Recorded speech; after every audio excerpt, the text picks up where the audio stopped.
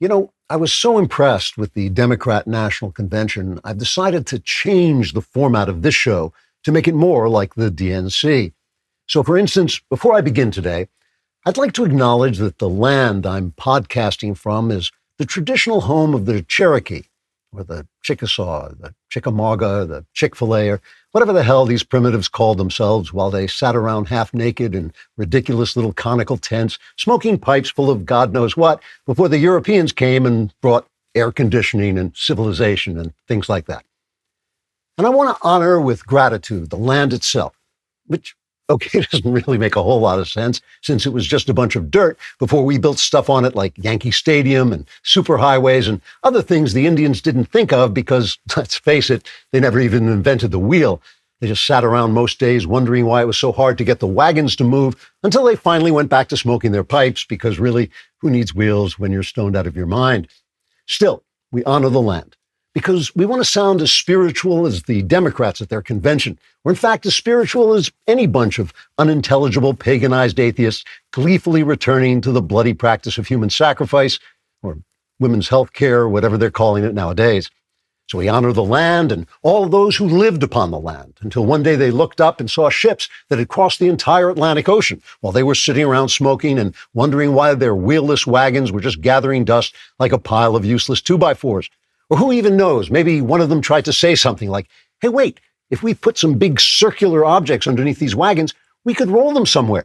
But he probably got the old arrow right in the forehead because the rest of the tribe was like, hey, keep it down. We're smoking here and watching those beautiful ships coming this way. What they probably thought was another planet, since they didn't even know there were other continents. And meanwhile, the Europeans were zipping around from one continent to another until they could take over that Indian land and, thank God, start building something useful on it. Now, some of you may be thinking, well, wait, you say Europeans took the land from the Cherokees, but didn't the Cherokees take it from the Chickasaws, who took it from the Chick-fil-A's, who took it from the Dixie Chicks, so that basically the whole history of the continent was just a bunch of half-naked chicks fighting, like at that bar I sometimes go to with the mud pit and the wet T-shirts. Man, I love that place.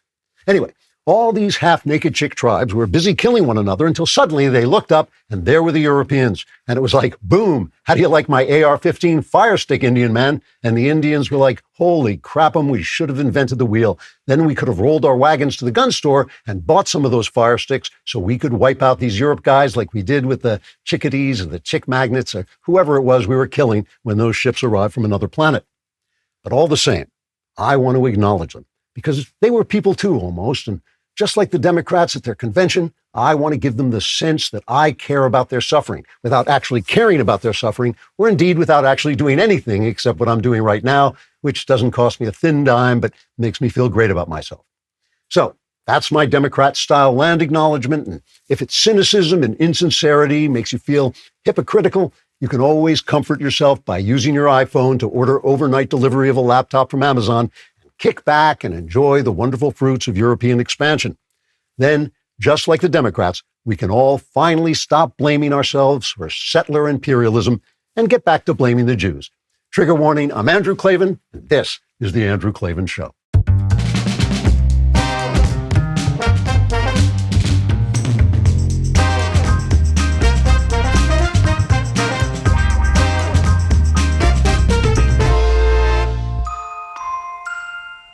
All right, we're back broadcasting from the end of the age. I got to say, whoever writes these openings, the guy's a genius. He should get a raise, a big raise, like a really, really big raise. All right, I forgot to bring the advanced reading copy of my new Cameron Winter mystery, which comes out October 15th. It's called A Woman Underground. Please pre-order it. It makes a huge difference. If we can get a lot of pre-orders, we might be able to push it onto the Times list. Last time they kept the last book off the list. We know they did this, so let's try and force them to do it this time. This is the turning point in the Cameron Winter story. This is where he is kind of racing with a killer to find his old flame, and he's going through this period of American dissolution and political turmoil as he seeks to find out what happened to the girl he loved when he was a kid.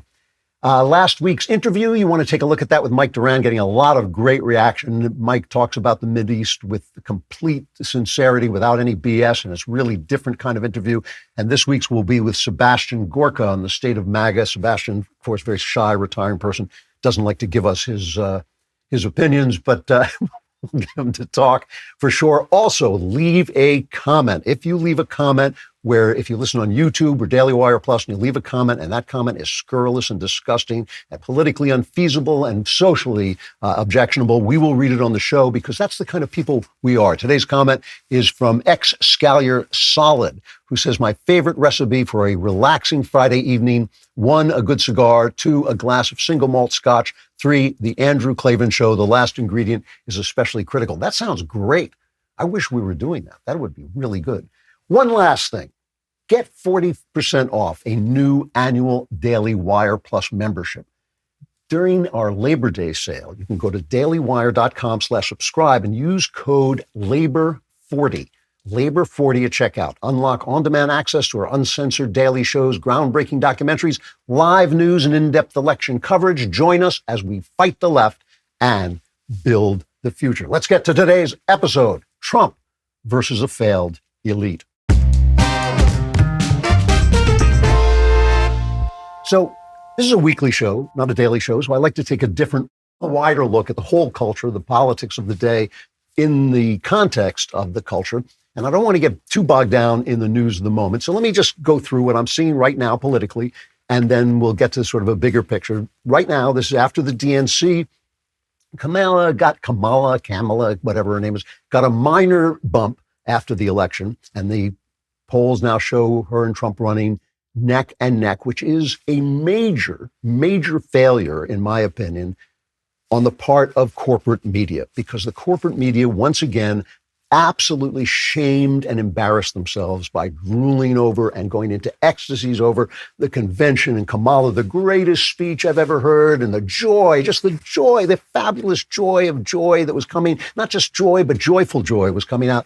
And people were like, not really. And so most of the time these bumps fade. We'll see what happens now. We've got a couple of weeks coming, and then we've got obviously the debate, and that's going to be a big deal. And of course, Kamala gave an interview to Dana Bash. Now, the interesting thing about this, Dana Bash is a complete partisan, but I have to say, both in the debate between Biden and Trump and in this interview with Kamala Harris, she asked the right questions. I didn't think she did a bad job. She didn't do follow-up. She didn't press her on anything really, but that's kind of typical of cable news. So I'm going to give her a B-. She didn't do a bad job. But the thing is, Kamala Harris is a pure invention of technology, right? She has no actual existence. She couldn't even do an interview without Tim Walz sitting beside her emotional support vice president she brought along.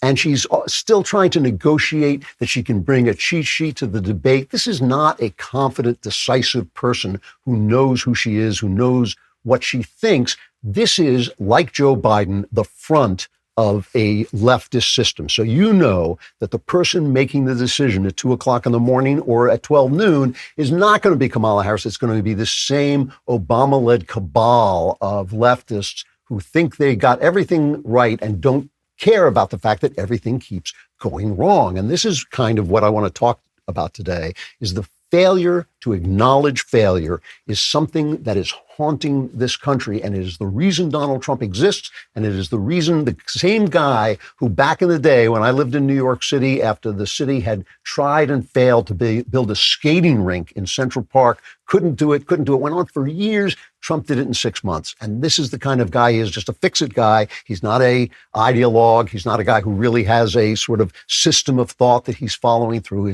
This is broken, let me fix it. The reason that is happening is the failure to acknowledge failure. In this interview, people are going to say this was an absolute disaster, this interview. It's only a disaster if you didn't know who Kamala Harris was. You can tell it's a disaster that they're not calling for more interviews. She's not going to do it more. You can tell it's a disaster because even on the left media, which is all the media, nobody is defending it. Nobody's saying she was great, but she couldn't acknowledge her failure on the border. Here she is with Dana Bash, cut 17. During the Biden-Harris administration, there were record numbers of illegal border crossings. Why did the Biden-Harris administration wait 3.5 years to implement sweeping asylum restrictions?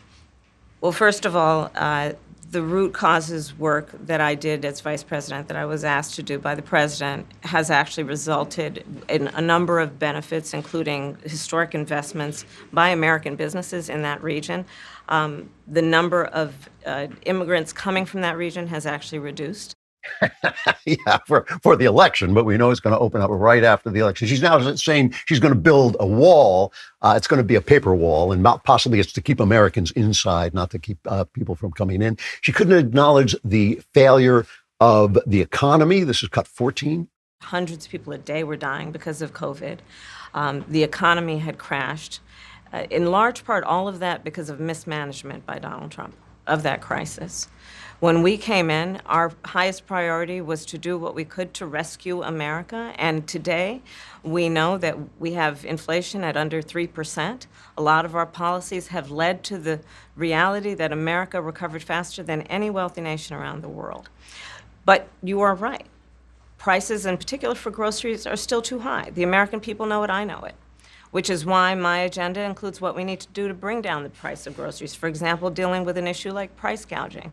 So price gouging doesn't send up the price of groceries. Government spending does. And that was another thing she couldn't acknowledge, the Green New Deal, or as they called it, the Inflation Reduction Act. Hilarious that she actually said we dealt with the Green New Deal through the Inflation Reduction Act. Look, this interview is not going to end her. The people who are voting for her, a lot of them are just voting for a sentient human being as opposed to Joe Biden, who is not Donald Trump. They hate Donald Trump. A lot of NPCs out there, we know that, non-playable characters who are just going to vote the way their parents voted and don't really think about politics very much.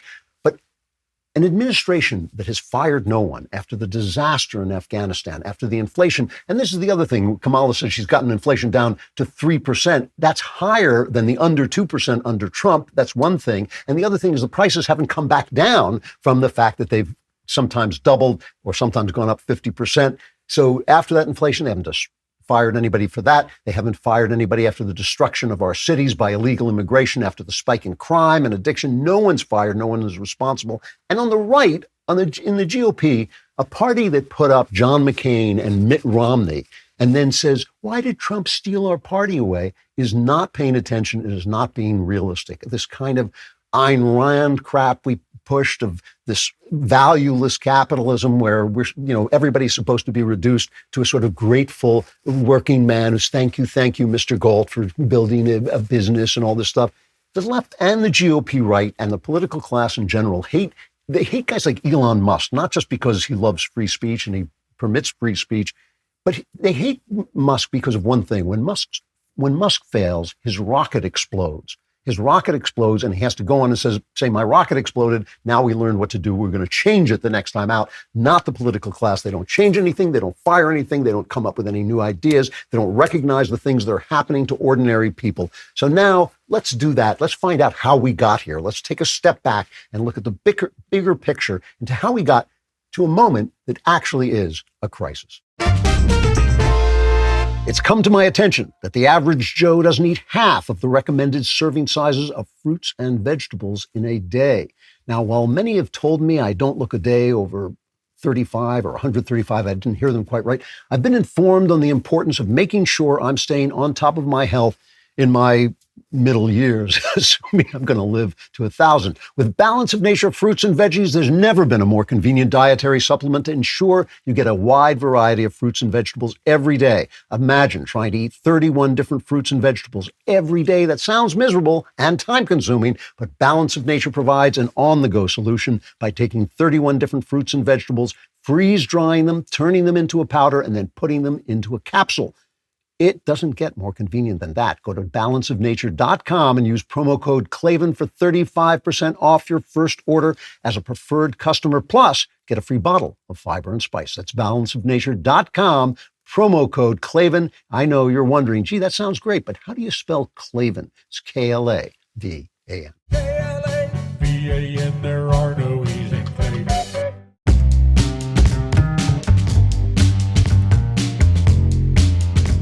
Chapter 1, Trump versus leftism. Leftism is a failure everywhere and is certainly a failure here, but how do we get to the point where the left not only gets all their programs through, but they define everything? And the one thing that the left does is it takes advantage of a natural weakness of conservatives, which is this. The left identifies problems. Conservatives are constantly trying to conserve the good we have. That's why we're called conservatives. We want to conserve the good things we have, which is a honorable, noble goal, but it makes us reluctant to admit that there is a problem.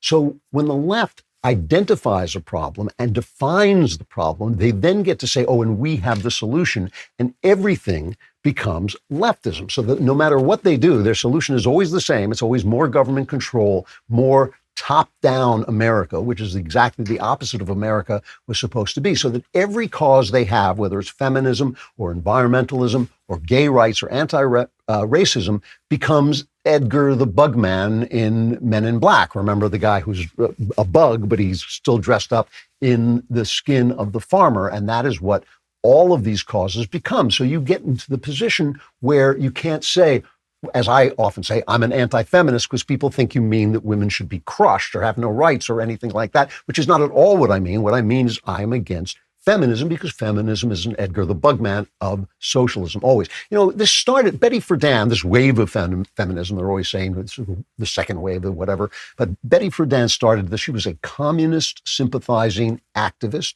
She worked for a communist-led trade union as a reporter. And she kept that quiet. She kind of posed as the sort of ordinary housewife. In 1963, she wrote The Feminine Mystique. Let me read you what The Feminine Mystique said about the average housewife. Now, remember, this is where when I'm growing up. I'm growing up in the suburbs, kind of situation comedy, 1950s, 1960s suburbs, where the women are at home, and that's why kids could run free, because at every kitchen window, there was a woman watching out for you and calling your mom if you were doing something you shouldn't have been doing. This is the way Betty Friedan wrote about the average housewife of that era. I am convinced there is something about the housewife state itself that is dangerous. In a sense that is not as far-fetched as it sounds, the women who adjust as housewives, who grow up wanting to be just a housewife, are in as much danger as the millions who walk to their own death in the concentration camps and the millions more who refuse to believe that the concentration camps existed. She went on to call the American home comfortable concentration camp. So if you were in the Holocaust, if you were one of those people starved to being a corpse and then marched into a gas chamber and choked to death, strangled to death, it was just like being Donna Reed in the Donna Reed show. It was just like being a housewife in America. That's what she sold people. That's what she told people. Now, conservatives who looked at the fact that we were now the richest, best country that had ever existed on the face of the planet, and that people were living lives that were rightly called the American dream, they were absolutely outraged, right? How could you say this? We want to keep this in style. But in fact, women were dissatisfied, as I've said this before, but let me say it one more time, that industry and technology had stripped women of the economic relevance that they had had. If you go back and look at the Bible, evangelicals are always saying, I want to find a Proverbs 31 woman. A Proverbs 31 woman is not just taking care of the kids and the home. She is also an economic engine. She trades land. She runs an orchard. She makes clothes.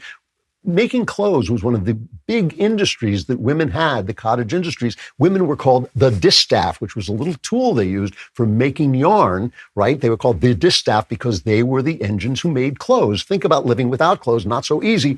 It's a major industry. So there was a problem, but because the communists, essentially, in the person of Betty Friedan, identified the problem, feminism simply became an Edgar the Bug for her attempt to destroy the family, which is part of the Marxist plan and always has been. It's always been, we've got to get women out of the home. I think it was Engels who said this. We've got to get women out of the home so that we can get them into the workforce, which meant that conservatives were caught flat-footed because they didn't define the problem. Now, the other day, the Wall Street Journal, which months ago was a good paper and now has become a very bad paper in the news side, the other day they ran a story saying moms can now work at home, but there's a catch. They still have to do most of the mom work. And I thought, that's not a bug. That's a feature, right? Computers have made it so that home industries can come back, but still most women like making homes and like raising children. And of course, that is the urgent work that people do. And the fact that we don't respect it is why our birth rate is falling off. You know, there's a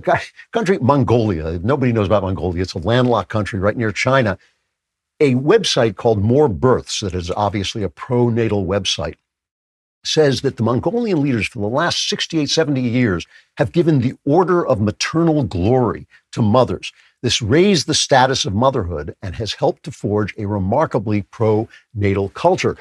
Mongolia's pro-motherhood culture stands out on a fertility map. You can see it's like 2 and 3 times the birth rate of all the countries around it. And it's not like a primitive country. Its incomes are comparable to its neighbors. It's urbanized. It's a Buddhist country, which is religion, kind of a non-religion religion, but it's still a belief system. The president comes and gives you an award if you're a mother of 4. Whereas we talk about being just a mom, just a housewife. I've heard women say this again and again. I'm just a stay-at-home mom, which of course is the central job of humankind. It is the job around which every other job is built. So we have this catastrophic decline in marriage and birth rates. Women are unhappy. They're increasing. Every metric shows them not just more unhappy than they were, but more unhappy than men are, which didn't used to be the case. And they can't imagine that the reason is feminism, because feminism sounds great. It doesn't sound like what it is, which is communism. That's the problem. It's Edgar the Bug, and it doesn't sound like that. It looks like a person, but it's really a bug.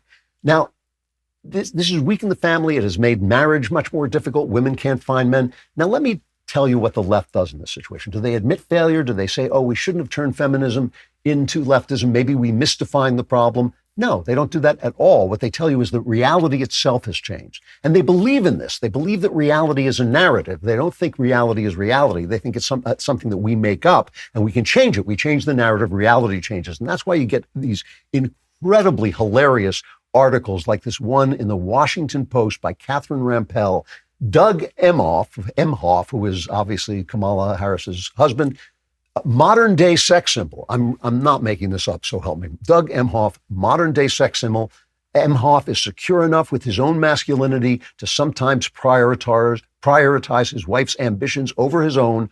What a hunk. And I'm reading this off the page. Move over, Ryan Gosling. The modern female fantasy is embodied by the man who might soon become our first gentleman. Well, obviously, he must have some sex appeal because the babysitter, his ex-wife's babysitter, thought so, and he got her pregnant and paid for her abortion. What a hunk. They're going to tell you what the modern female fantasy is. Meanwhile, this troll interviewer at the DNC walked up to a Democrat woman and asked her this. This is cut 2. Who are the cuties in the Democratic Party that are speaking? Oh, I don't know. Talk to anyone who lives in D.C. It's hard to find a cute Democrat. Oh my God, shots fired. No, that's the tea. Ask anyone who lives in D.C. and who works in Democratic politics. It's hard to find the cute ones. The Republican guys are hotter? Yeah, but they're evil. So, I don't know. We kind of love evil. Oh my God. I feel like You are so bad. See, why are they evil? They're evil because the left has defined the problem. If you're against their idea of civil rights, you're against civil rights. If you're against their idea of feminism, you're against feminism. And it is always just socialism in disguise. Another example, environmentalism. This was my favorite part of the Kamala interview on CNN last night, where she said, we solved the Green New Deal with our Inflation Reduction Act. And I thought, well, then why did you call it the Inflation Reduction Act? Why, in fact, did the DNC was climate change, this existential emergency that's going to kill us all in exactly 8 years ago? Why suddenly was it not mentioned at all almost at the DNC? It's because it is not a real thing the way they have sold it to us. We all want to see the environment taken care of. We all want the air to stay clean. We all, if there's a problem with emissions, we want to control the emissions. But, Holman Jenkins Jr., who in a real world, in a world of honesty, would win the Pulitzer Prize for every column he writes. I said to a friend, an old friend the other day, I said, I love life, and I hope it's going to be many, many years before we meet in that far country where Holman Jenkins Jr. will win the Pulitzer Prize every day. He follows the green energy stories very closely and reads the footnotes on the UN reports and so forth.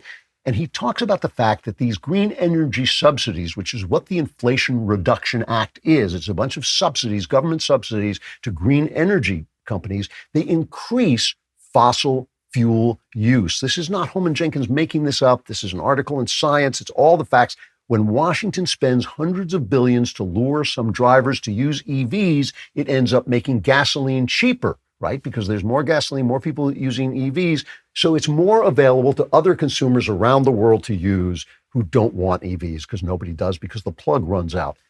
The 2023 data have arrived. He says fossil fuel use, emissions, and green energy all have grown right alongside each other as economics predicted. Global emissions finally broke the 40 gigaton threshold, having doubled since 1984. So the Inflation Reduction Act not only didn't reduce inflation, it didn't reduce the use of carbon fuel. So if you want to cut carbon, obviously you impose a carbon tax. That's how you get rid of things. The Democrats do it by taxing innovation and energy and work, and so you get less of those. They do it by taxing, motherhood and fatherhood and marriage, so you get less of that. But if you want to get rid of carbon, you tax carbon. Here are some other things that are racism. Eternally part of human life, right? This is part of our tribal nature, where our history, how our history formed us. It's not solved by government action, except to level the playing field so that each person can have a shot. That's the way. You treat each person the same. If you treat each person the same, then the government at least is not racism. Racism is going to be what it is. They've used that civil rights to gut the Constitution. I mean, this in the book, The Age of Entitlement, he showed you how civil rights law has become a second constitution at war with our original Constitution. It has gotten rid of our ability to associate with whom we please, to hire whom we please, to treat people the same. And in fact, the Great Society, which was meant to be a new socialist program for a prosperous America, has gutted and destroyed Black culture so that the Blacks have become dependent on government largesse, which they weren't before the Great Society. Before the Great Society, they were moving up in the world. So we know this wasn't slavery. It's not the effects of slavery. It's the effect of Democrat policies. Do they admit failure? No. Gay rights, same thing. I personally think it's better for gay people to have a means of establishing a recognized legal relationship instead of creating a culture where they go to bathhouses and sleep with 17 people a night and spread AIDS. But, I understand the religious objection. That, for me, is for each person to figure out for himself. But for society, I think it's better that people be allowed to have a relationship that is within the confines of not being promiscuous, of loyalty and fidelity. But while right-wingers were fighting that, leftists hijacked it to use gay people to destroy the family by denying the existence of women. All you got to do is put on a skirt and you're a woman, butchering and corrupting children, selling them, giving porn, putting cartoon porn into schoolhouses and then calling it book banning when we try and get it out. One thing that is a constant in life is change. And Edmund Burke brilliantly said, the question is not whether you're going to change, but it's whether you're going to change in keeping with your traditions. So what conservatives do is they want to keep things the same. They want to conserve them. Democrats use that to declare a crisis and define the problem in their terms. Here's the thing. There is a crisis. The crisis is not Donald Trump. He's not a Hitler. He's not an authoritarian, but he's a symptom of these crises. There are two crises, in fact, and many in the GOP don't want to realize what it is because part of it is them.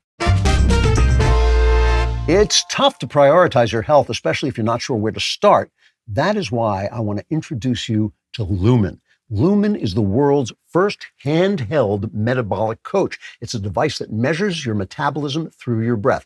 I have one, easy to use. All you have to do is breathe into your Lumen first thing in the morning to know what's going on with your metabolism, meaning whether you're burning mostly fats or carbs. And then the app gives you tailored guidance to improve your nutrition, workouts, sleep, and even stress management. Forget those one-size-fits-all diet fads. What sets Lumen apart is its ability to understand you on a personal level. I'm really fine. First of all, it's fun to use. It's really interesting. It's really good. And it gives you the security of knowing you're doing the right thing. I don't have to stress about what I should be eating the morning after I take those late night romantic walks to the fridge and succumb to the cravings. Lumen's ability to craft a personalized nutrition plan for each day tailored to my body's needs and goals is revolutionary. With Lumen, you're not just getting a device, you're getting a health companion. Breathe into it before and after a workout or a meal and gain real-time insights into your body's metabolic response.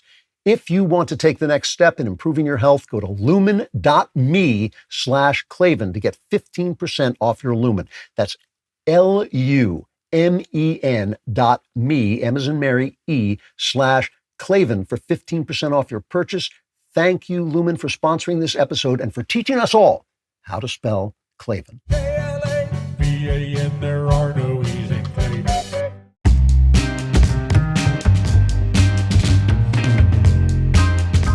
Chapter 2, Trump versus the information crisis. Now, we've got two crises in place, and one is the crisis in information. And I've talked about this a lot. This is really important. We've been swamped with information, and the corporate mainstream, the networks, ABC, NBC, CBS, Washington Post, the New York Times, are now the communication arm of a failed elite, right? So they have this elite who don't want to give up power. These people now represent that elite, and the people who have, flooded our cities with homeless people and illegals, and they've broken our borders. They've lost every war that they fight. They've driven us into debt. They allowed entitlements to go unreformed. They've lured poor people into dysfunction and dependency. And in order to stay in power, they have to continually suggest that they, the problem, are the solution. So Kamala Harris, a new way forward, the same way forward as the last 4 years and the last 8 years of Obama before Donald Trump. So this week was the third week of Joe Biden's disastrous surrender in Afghanistan. And you remember that Kamala Harris said she was often the last person in the room. Here she is talking to Dana Bash earlier, not the last week's interview. This is cut 6. Biden always said that he wants you to be the last person in the room, particularly for big decisions, just as he was for President Obama. He just made a really big decision. Afghanistan. Yes. Were you the last person in the room? Yes. And you feel comfortable? I do. She's comfortable. She's comfortable. That's not a problem. So Donald Trump went to Arlington National Cemetery to honor the 13 Marines who were murdered by a terrorist bombing because of the way this retreat was done. They could have left a few people there to keep the peace. They could have held on to the Bagram Air Base so people didn't have to go out to the outside air base where I almost went. When I was there, I almost left Bagram to go to that air base, but they told me I would be beheaded if I did. So I thought that was a good argument for me to stay in Bagram and wait an extra day to catch a plane home. It was obvious to give away our position. That's what got our people killed. So Donald Trump went to honor those 13 Marines. He was invited by the family of the dead. Harris was invited. She was told 3 times to go. Trump had a hard time getting his photographer in. There was a little bit of a dust up about getting his photographer in. Now the press is trying to turn this into a scandal, which to me is so shameful. I would just stutter if I tried to talk about it.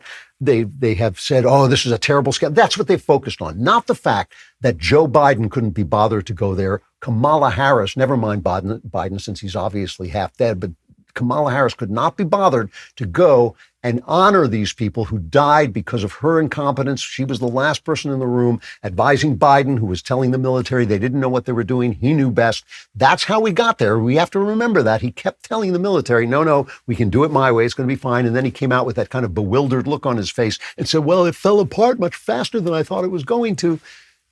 They're now telling us that the scandal is that Donald Trump brought in a photographer to Arlington National Cemetery. Here was J.D. Vance responding to that. It's cut 7. To have those 13 Americans lose their lives and not fire a single person is disgraceful. Kamala Harris is disgraceful. We're going to talk about a story out of those 13 brave, innocent Americans who lost their lives. It's that Kamala Harris is so asleep at the wheel that she won't even do an investigation into what happened, and she wants to yell at Donald Trump because he showed up. She can go to hell.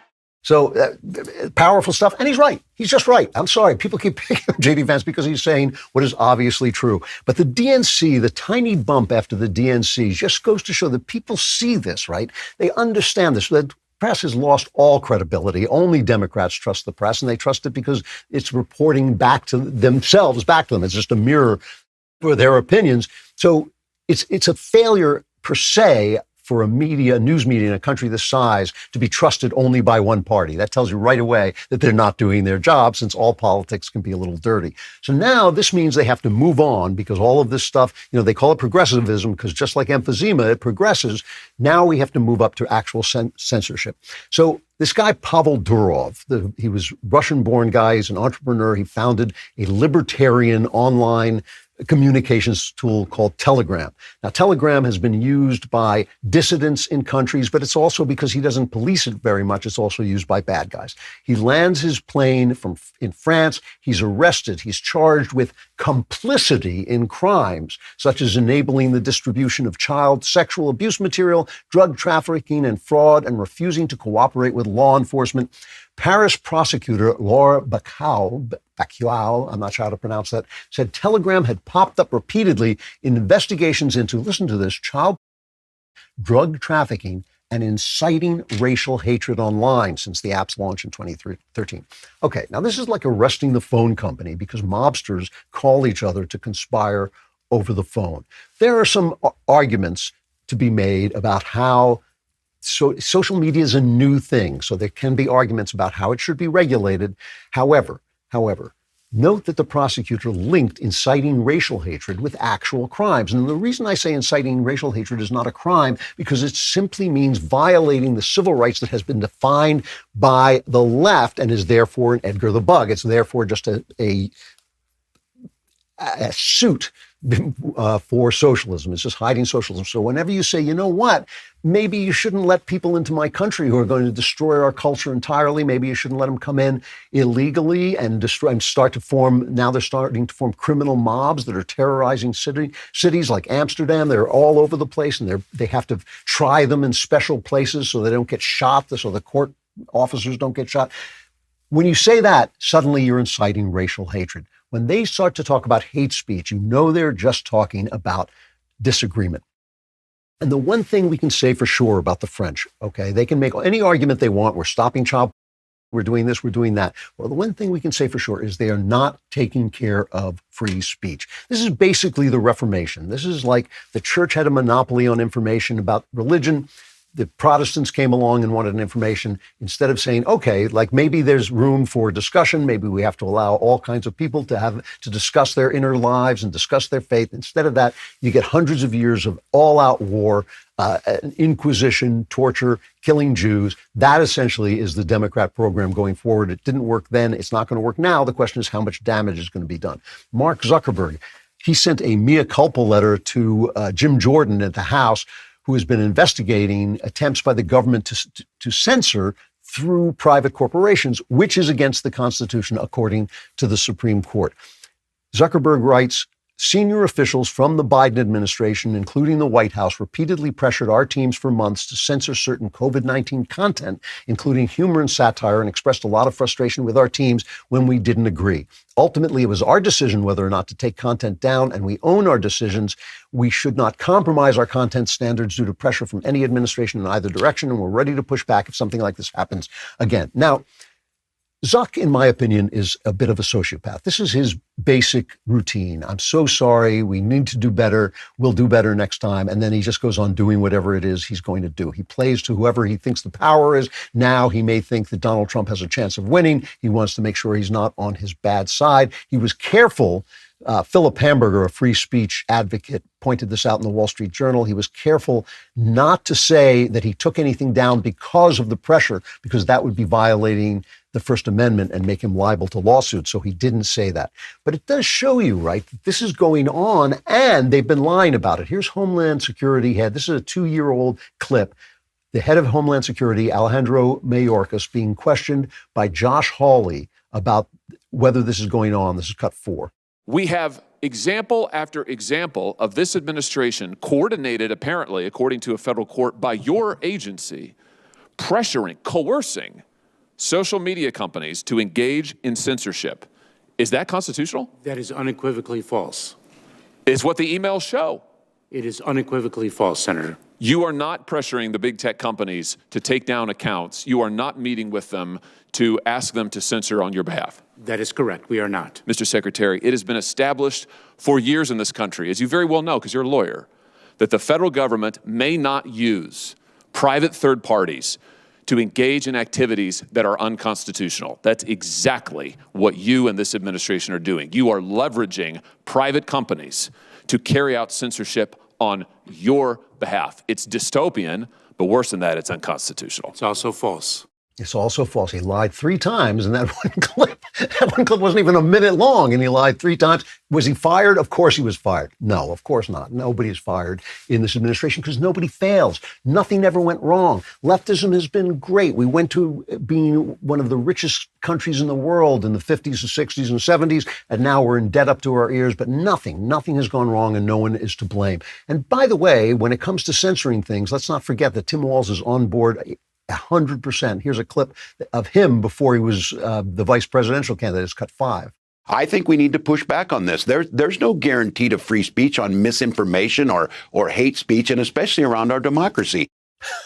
Actually, there is. Hate speech is what the First Amendment is there to protect, because all speech is hateful. All true speech is hateful to somebody. The GOP never, ever dealt with this. Never dealt with this. It took Donald Trump with his boorish, loud mouth to come along and tell the press that they were the enemy of the people, which they are. They're literally the enemy of the people, of the 80% of the people who don't have what they have, the elite stature, the parents who can pay for their free internships so they can get a job at the New York Times or at ABC or NBC. They literally are the enemies of the people who are not those guys. They can't understand why people are complaining about the economy just because food went up. They can afford it. Why is everybody so, upset that they can't afford eggs? The conservatives, what did they do? They put up John McCain, who was in love with the New York Times, just wanted the New York Times to pat him and call him a rebel Republican. Mitt Romney, who couldn't stand the idea that he might beat the first black president and stood down in the middle of his campaign. And all of those guys, I'm sorry, at the National Review and at the Bulwark, guys who were absolutely never Trump, the failed neocons who wouldn't say, you know what, we couldn't convince the people of what we were saying. And Donald Trump is speaking to them directly. Donald Trump has been a wrecking ball to the media. He has forced them out into the open where they have absolutely degraded themselves, absolutely made themselves completely incredible to anyone who doesn't already agree with them. And that's why he's here. He is here to speak for those for whom no one speaks. And they hate it. This elite, this failed elite, which shut down the country over the flu, which has overridden our right to free speech and our right to worship as we please, so we didn't get the snuffles. These people who failed without ever firing anybody are the reason there's a Donald Trump. With all the chaos in Washington these days, it's easy to get caught up in the 24-hour news cycle. But let me tell you something. While you're fighting the good fight against the radical left, you can't forget about your own home front. I'm talking about protecting your family's future. Being a conservative means being prepared, and that includes having a solid life insurance plan. That's where Policygenius comes in, the country's leading online insurance marketplace. Instead of relying on some bureaucrat to decide your family's future, you take control. Policygenius helps you find the right life insurance policy at the best price so you can focus on what really matters, like preserving our constitutional rights and traditional values, and getting good life insurance. With Policygenius, you can find life insurance policies that start at just $292 per year for $1 million of coverage. Some options even offer same-day approval and avoid unnecessary medical exams. That's right. For less than what some people spend on coffee each year, you could secure your family's future. Plus, their technology lets you compare quotes from America's top insurers faster than CNN can spread fake news. And if you need help, they've got real licensed agents standing by. Here's the deal, friends. While we're busy making America great again, let's make sure our families are taken care of too. Be ready for the future with Policygenius. Head to policygenius.com/Klavan or click the link in the description to get your free life insurance quotes and see how much you could save. That's policygenius.com/ how do you spell it? Klavan. No E's in Klavan. I just make it look this easy. There are no E's in Klavan.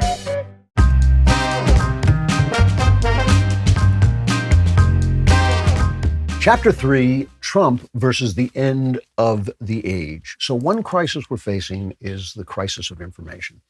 And the crisis of information is a crisis because this failed elite will not admit failure and will not stand down and will not change its path. And the right, the other side, doesn't know how to deal with information, doesn't know how to deal with communicating with people and fighting back. They're cowed by it. I mean, Mitch McConnell is a perfect example. Mitch McConnell suddenly became a courageous warrior for our courts when Donald Trump came into office to protect him. If he would not have developed that testicular fortitude if Donald Trump had not been president. That's why he was there. And for all the time, the rest of the time, he sits there and plays it cool and plays it safe and plays it to his donor base without playing to the people.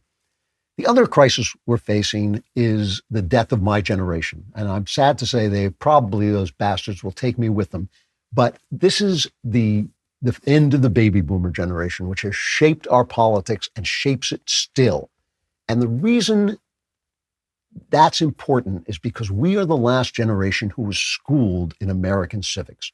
After that, the generations to come, and remember, the leadership is going to skip a generation because we've stayed around so long and stayed in power so long. The generation after that was schooled in ignorance by the left. You know, our generation failed at many things. The baby boomers failed at many things. They failed to fight back against the civil rights law that was used to create this Constitution, which is at odds with our Constitution. That stripped us of our right to free association, that stripped away the promise of equal treatment by making these protected classes, which is absurd, that defined racism as a specifically American rather than a human problem, so that made it sound like we could legislate it away by affirmative action and special treatment and now censorship. You know, the generation to come is listening to things and they don't have the backing, the background to understand why they're bad. I want you to listen just to this one clip of gay activist Kelly Robinson. She's head of something called like the Human Rights Commission.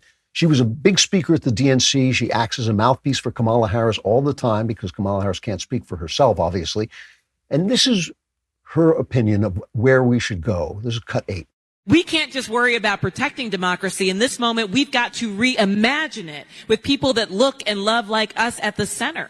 And I think for us right now, it's about reimagining freedom and this American story in a way that is more revolutionary than what our founders actually put down on that little piece of paper, but instead is the type of democracy that is by and for all of the people of this country. That's the opportunity that we have. So I just want to pick that apart for just a second, all right?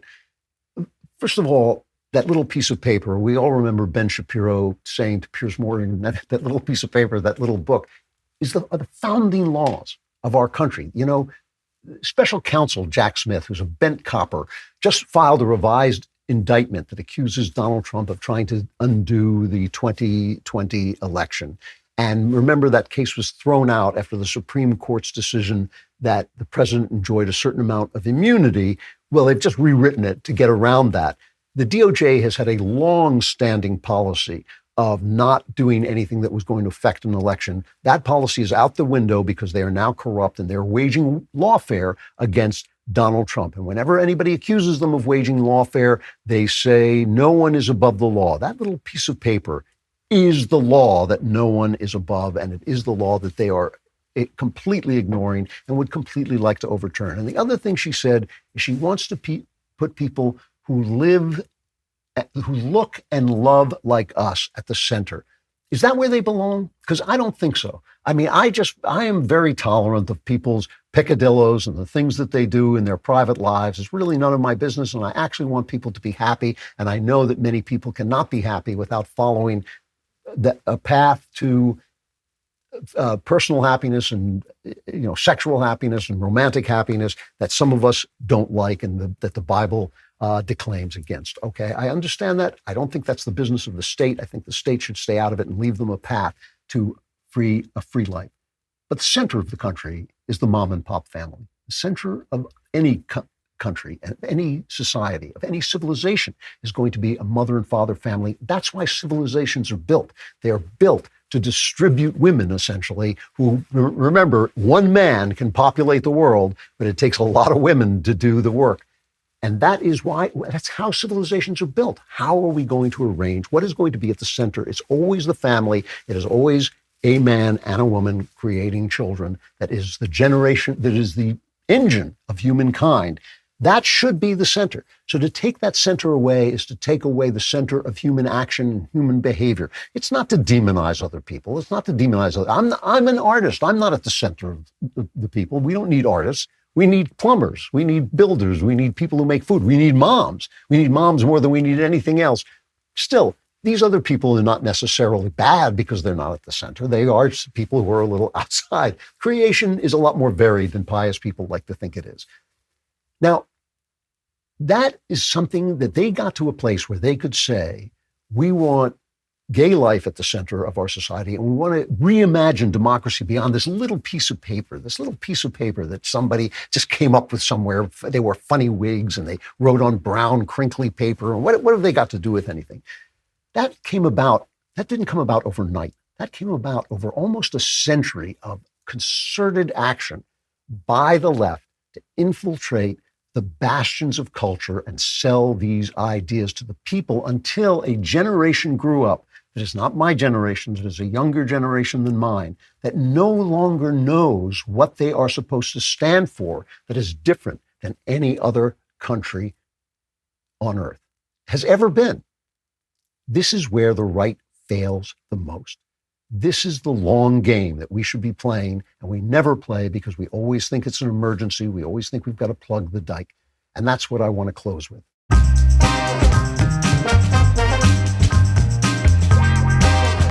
Final chapter, it's still the culture stupid. Now, the other day, it was actually yesterday as I'm talking, Trump made what I consider a huge error. He said he might vote in Florida to allow abortion after 6 weeks, ruining the good work done there by DeSantis. And he said his government, when he's elected, would pay for in vitro fertilization, which many people object to because, of course, it destroys embryos. It destroys actual human beings. And, my reaction to that was a lot of women, Tim Walsh is allowed to talk about the pain of his wife's infertility, but a lot of women have suffered through infertility not using IVF because of the way it uses too many embryos, although you can do it without doing that. And some people have suffered through that and actually come through the other end. And there's no reason they should be made to pay for other people's IVF. Now, the thing with Trump is he's flailing around on this. There's just no question about it because we have failed to build a culture of life. Trump succeeded where no one else could have in overturning Roe v. Wade. Nobody else wanted to catch that car. Trump was the only dog who was willing to catch that car, and he caught it, and now he doesn't know what to do because Trump is a guy who, A, he's a New Yorker, and Ted Cruz was right about him. He has New York values. And B, he loves to be loved and he loves to win, and that requires doing what people want him to do. It's one of the reasons he's always too slow to condemn the extremists who support him. He'll condemn them eventually, but he always stops for a minute because he doesn't want to alienate people who support him. And in this case, he's trying to win back the women who are the main strength of the Democrats. And I think he's making a mistake. I think he did the right thing when he said it's going to be a state issue. But what we have to look at is our failure to A, create that culture of life, and B, get to work creating it now. We're looking to our politicians to do what they simply cannot do and win. Trump cannot be against abortion and win now that Roe v. Wade is gone. And we just have to understand that about him and start to make a world in which he can be against it and win. The left knows the culture is everything. We don't. They know that defining the rules, what I was talking about in the beginning, defining the problem, is the solution for you. Once you define it, civil rights or feminism or environmentalism as a left-wing problem, and with a left-wing solution, it is very, very hard to speak against it because it sounds like you're speaking against the environment. It sounds like you're speaking against civil rights. It sounds like you're speaking against the freedom for women, when what you're really speaking against is the socialism that is buried in those clothes. So there's a movie coming out, finally. It's been 100 years they've been making this movie of Ronald Reagan. I actually stopped promoting it because I just thought, you're never going to make it. This is with Dennis Quaid. Let's take a look at the trailer for Reagan, which opens today. It opens this Friday, cut 9. There's nothing a retired governor can do about the Soviets, but a president, now he can do a thing or two. Welcome to your life. I was a lifeguard on a river. There's no turning. And I learned how to read the currents. just the ones on the surface, but also the ones deep underneath the water.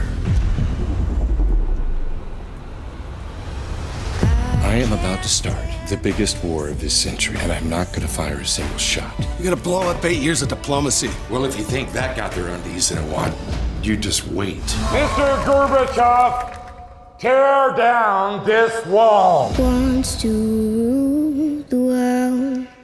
So I haven't seen it. It looks good. I hope people turn up for it. It's been a long time in the making. But if you don't think the left cares about the culture, they have gone to great lengths to demonize and polarize people against the people who are in this. My friend Nick Searcy, who I work with on Gosnell, he's in it. There was a premiere this week, and Christian Toto at Hollywood and Toto, who really covers these things well, he wrote about how The Hollywood Reporter covered the premiere. Listen to this. Reagan actor Jon Voight, a staunch supporter of President Donald Trump, wore a silk tie that featured text from the Pledge of Allegiance. Conservative actor Nick Searcy, who participated in the January 6th insurrection and has been one of Trump's most outspoken supporters, strolled the red carpet to chat up his role in Reagan. One of the reporters on the press line hailed from a Christian media company. I don't know how he got in, but that's terrible that there should be somebody from a Christian media company. Now, I'm sure you understand that when Robert De Niro shows up at a premiere for his movie, nobody gets to hear about what he said about Donald Trump. Nobody hears about the politics of the actors who are in every other movie. Only in this movie, they mean to demonize this. The Facebook would not run ads for it, wouldn't let them publicize this.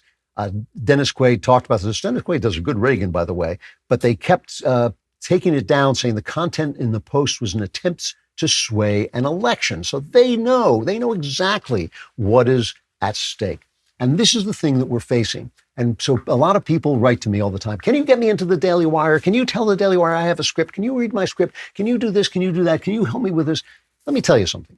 There is a movie out, another movie out, besides Reagan, called Milk and Cereal. And I don't know the politics of the people who did it at all. I have no idea. But I'm just going to assume they're on the left. This guy named Curry Barker was the main person behind it. It cost him $800 to make. You did not hear that wrong. $800. He put it up on YouTube. It has almost 500,000 views. I watched it last night to see how it is. It is they call it a horror movie. I guess it's kind of a horror movie, a crime movie, whatever you want to call it. It's a found footage film. He made the money back, the $800 he spent on it. He made it back by selling the camera for $900. It's obviously filmed with his friends. He didn't play them, but the acting is good. Here's a scene. It's about these pranksters. They have a prank site and the pranks start to get out of hand. You can imagine what happens. Here's a scene. This is cut 12. All we got's a tarp. What do you want to do? I don't know, Milk. What do you want to do?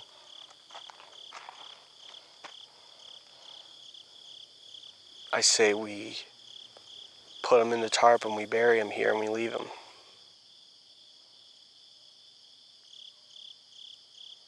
We gotta leave him here. Okay. How do you want to do that? We get the shovels. We dig a hole as deep as we can. What shovels? You got a shovel? No. We should go. We put his body on the tarp. We put him in the trunk. We take him with us. We go get some shovels, and then we come back. Take him with us into town? Well, what do you want to do, Seven? I don't know. I've never killed a guy in the desert. 20 years ago, I told people that this is where movies were going to get made online. And I said, start making them. Stop complaining. Stop writing to me. Stop begging for help. You got $800. Go find $800 and make a movie. If you're as talented as these guys are, because the acting is good, the writing is good. You could hear some of that as ad-libbed. The story is good. The story is absolutely good. I'm not going to tell you this is the greatest movie ever made or anything, or that it can compete with the production values of a Hollywood film. It's incredibly watchable. It's 62 minutes long. It is exactly the right amount of time. The future is being built now. See, I don't want people to come back to me in 15 years when I'm like Joe Biden and I don't even know who I am and tell me, you were right. We should have done that.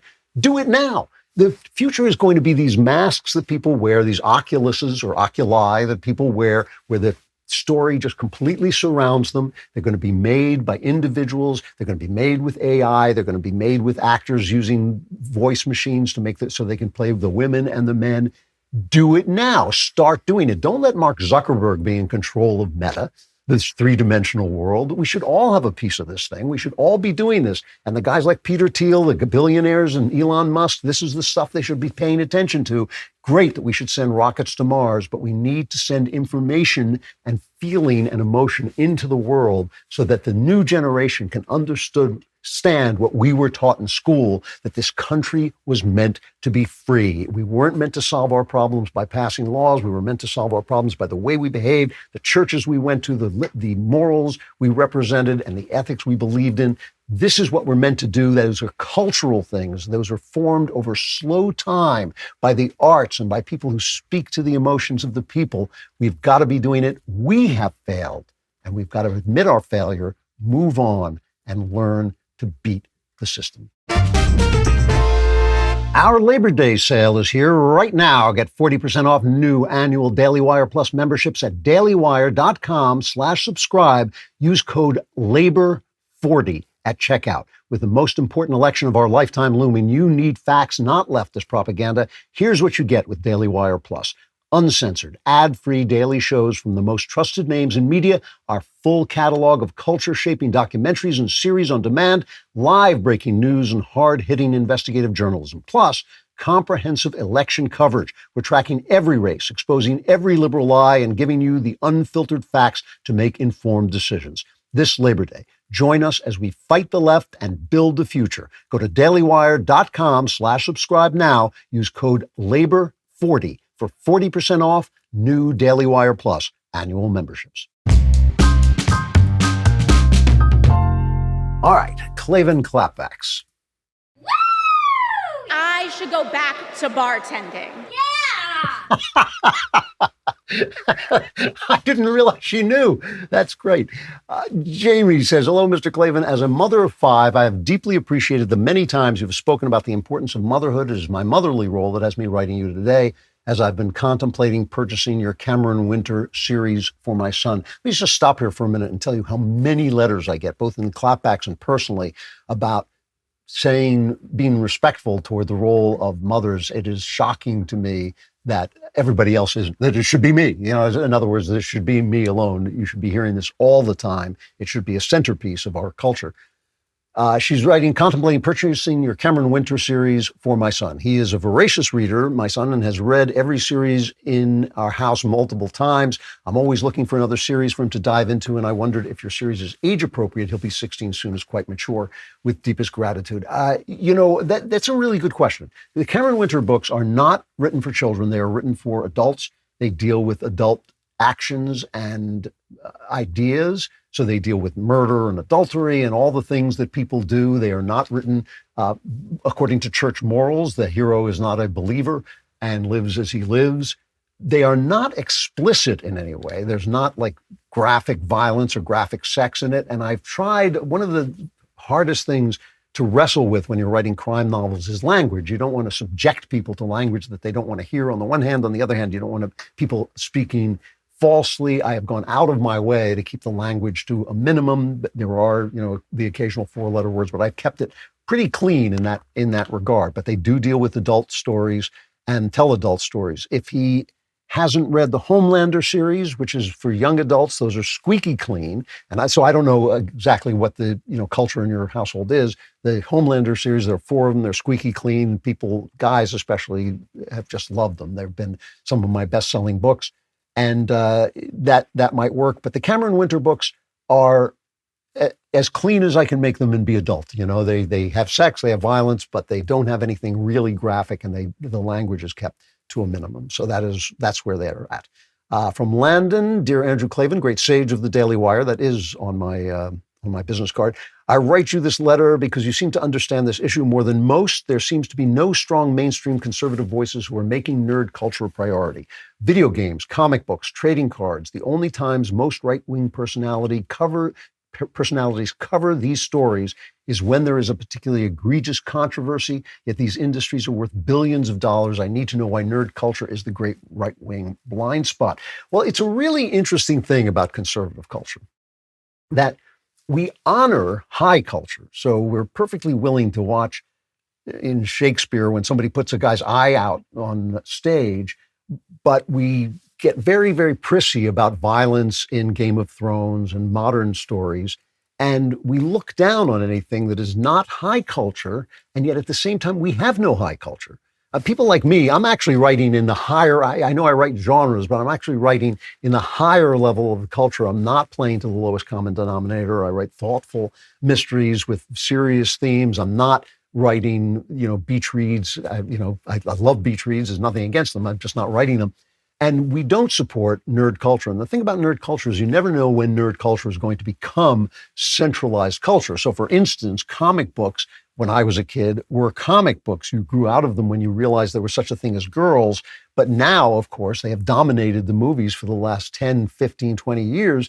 And so they became mainstream culture. So it's an oversight. And the reason for this is conservative commentators are stupid when it comes to culture. There's no other way to say it. They think, everybody who tunes in wants to hear about the news of the moment. What's the crisis? Who do I hate? How do I hate this person? Who said something that I can really get angry about and outraged about? And no one wants to sit back and say, if you're not contemplating beauty, if you're not contemplating storytelling, if you're not contemplating the deeper strata of the human experience, you're actually not talking about the things that matter to the people who matter. We never do it. I try as hard as I can to do it here, but I know if I stop talking about the news of the day, people will stop listening. So I have to do what I can. But you're absolutely right about this.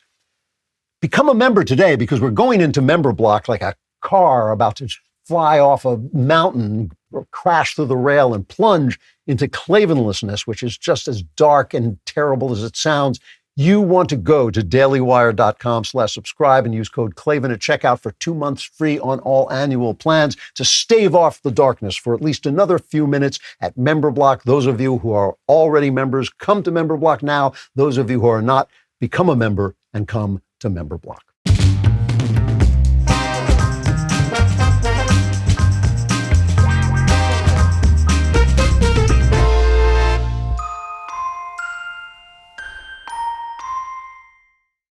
Republicans are Nazis. You cannot separate yourselves from the bad white people.